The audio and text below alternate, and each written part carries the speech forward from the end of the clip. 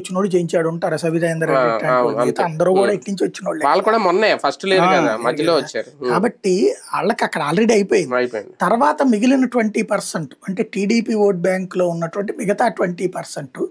ఇదివరకు ఒక సందిగ్ధ స్థితిలో ఉండేది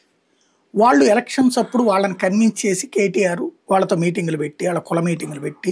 కాపు మీటింగ్ అని ఖమ్మ మీటింగ్ అని ఇట్లాగా పెట్టి వాళ్ళందరినీ కన్విన్స్ చేస్తాం మిమ్మల్ని మేము చూసుకుంటాం అని చెప్పి వాళ్ళకి ఎట్లాంటి ప్రాబ్లం లేకుండా చూడటం ద్వారా వాళ్ళ ఓట్లు గెయిన్ చేసుకున్నారు ఇప్పుడు ఆ 20% కాంగ్రెస్కి టర్న్ అవుతుంది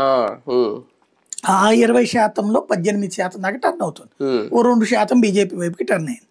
18% ఇటుకు టర్న్ అవ్వడం అడిషనల్ అయింది కానీ అంత చేసిన కాంగ్రెస్ ఓట్ బ్యాంక్ కూడా ఇంత ముందు అటు పక్కకు పోయింది కదా బీఆర్ఎస్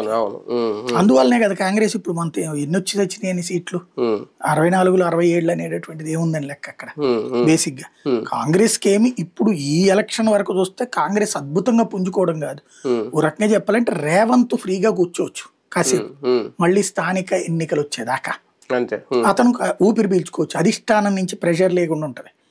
ఇప్పుడు అక్కడైతే ఒక హామీ ఇచ్చింది కర్ణాటకలో సిద్ధరామయ్య తీసి 2.5 ఏళ్ల తర్వాత డికే శివకుమార్కి ఇక్కడ అట్లాంటి హామీ ఏం లేదు కదా కాబట్టి ప్రాబ్లం లేదు ఇది కనుక జూబ్లీహిల్స్ ఓడింది అనుకోండి రేవంత్ ని పక్కన కూర్చోబెడతారు ఒక 6 నెలలు ఏడాది